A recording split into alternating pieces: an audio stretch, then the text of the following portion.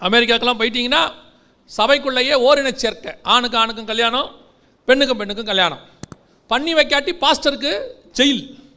Pastor நல்ல வேலை இப்போ ட்ரம்ப் வந்திருக்கிறாப்புல, வந்துட்டு கொஞ்சம் நிறுத்தி வச்சிருக்கிறாப்புல அது எல்லாத்தையும்.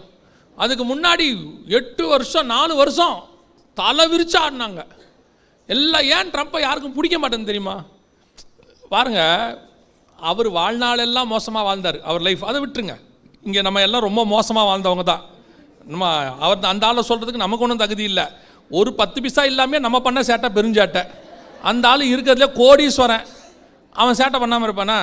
நம்மக்கிட்ட காசே இல்லை, நம்ம பண்ணுற சேட்டை அவ்வளோ மோசம். சரி, நான் அந்த ஆளுக்கு வக்காலத்து வாங்கலை. ஒரு இங்கிலீஷில் சொல்லுவாங்க, எவ்ரி செயின்ட் அத சின்ஃபுல் பாஸ்ட்டும்பாங்க.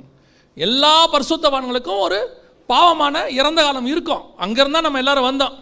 ஆனால் இப்போ அந்த ஆள் பார்த்தீங்கன்னா பியூர் ஸ்பிரிச்சுவல் ஆகிட்டார். என்ன திடீர்னு ஸ்பிரிச்சுவல் ஆகிட்டார்னு பார்த்தா, ஒரு எலெக்ஷனுக்கு முன்னாடி அவரை ஷூட் பண்ணிட்டாங்க. ஷூட் பண்ணுறதுக்கு முன்னாடியே ஒரு ஊழியக்காரர் ப்ராஃபஸியாக சொல்கிறாரு, ட்ரம்ப்பை கொல்ல பார்ப்பாங்க, ஆனால் குண்டு கழுத்துக்குள்ளே போகாது, அது காதை உரசி கொண்டு போகும்னு ப்ராஃபஸி சொன்னார். அதுவும் இருக்குது, நீங்கள் பார்க்கலாம். கரெக்டாக ஷூட் பண்ணுறாங்க, கரெக்டாக காதை கிழிச்சிக்கிட்டு குண்டு போகுது, உள்ளே போல. இவங்க நினச்சாங்க ட்ரம்ப் பயந்துருவாருன்னு. ட்ரம்ப் சொல்கிறாரு, நான் ஏன் உயிரோடு இருக்கேன்னு தெரியுமா? கடவுள் ஏன் என் ஜீவனை எடுக்காமல் பாதுகாத்தாருன்னா அவருக்கு நான் ஊழியம் செய்வதற்காக. இப்போ அப்படியே ஆப்போசிட்டாக மாறிவிட்டாப்ல. எது எதெல்லாம் பைபிளுக்கு அகைன்ஸ்டாக இருக்கோ எல்லாத்தையும் தூக்குறான்றாப்ல. இன்னைக்கு வந்திருக்கு, வெள்ளை மாளிகைக்குள்ள பிரேயர் வர்ஷிப் ஆராதனை நடக்குது. ஒபாமா பீரியடில் எல்லாத்தையும் தூக்கிட்டாங்க உள்ளேருந்து. உள்ளுக்குள்ளே வசனம் கூட இருக்கக்கூடாதுன்றார் ஒபாமா. ஆனால் இவர் உள்ளுக்குள்ளே பிரேயர் வர்ஷிப்பு ஆராதனை அத்தனையும் நடக்குது. ஒயிட் ஹவுஸ்குள்ளே நடக்குது, இப்போ நடக்குது.